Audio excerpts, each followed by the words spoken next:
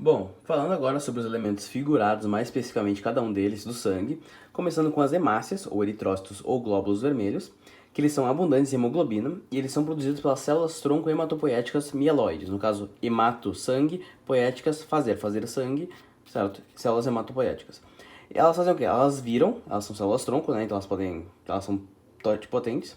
Elas viram eritroblastos na medula óssea vermelha, que são células que têm núcleo e têm organelas. Aí o que vai acontecer? Esses eritroblastos, ainda na medula óssea, eles vão perder o núcleo e vão ser chamados de reticulócito, mas eles continuam com organelas.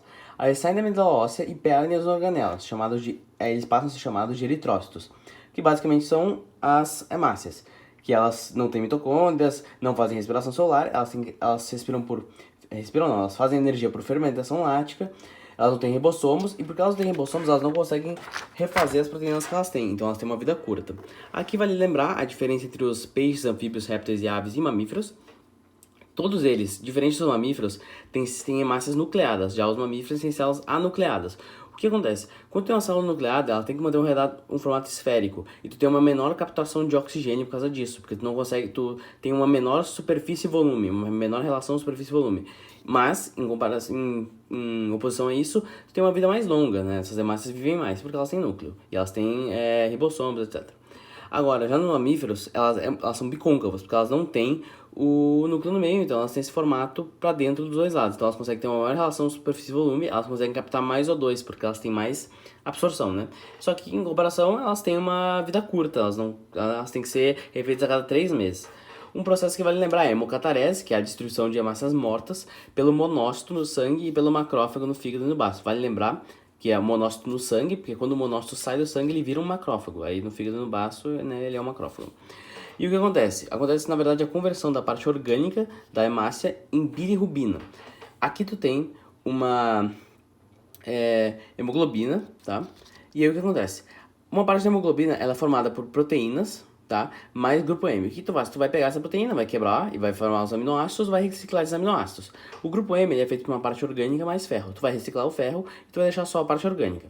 Aí a parte orgânica nada mais é do que um anel de porfirina, que ele vai virar uma bilirrubina, que é o que vai ser excretado.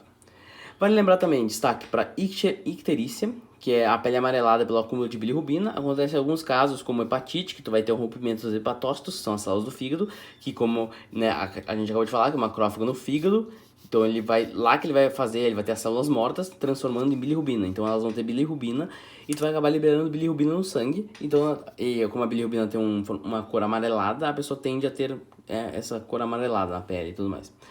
Aí, o número de hemácias ele pode ser alterado tanto por eritropoiese, tanto por ericitrose.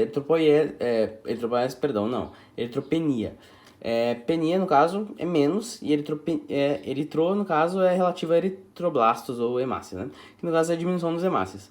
Aí, o que ela vai falar? Ela vai ser a anemia. A anemia não é falta de ferro, a anemia é falta de hemoglobina. Aí o que acontece? Vale lembrar também dos 3 tipos de anemia, né? Tem a falciforme, perniciosa e ferropriva. Falciforme é uma questão genética, perniciosa, falta de vitamina B12, e ferropriva é baixo consumo de ferro na alimentação. E a eritrocitose, citose é aumento. Né? Eritroblasto, hemácias, então tem aumento nas hemácias. E o que acontece? Ela acontece em altas altitudes, porque o ar é rarefeito, então tem que absorver mais oxigênio, tem que transportar mais oxigênio por segundo. Então tu vai ter que criar vai ter que criar mais hemácias.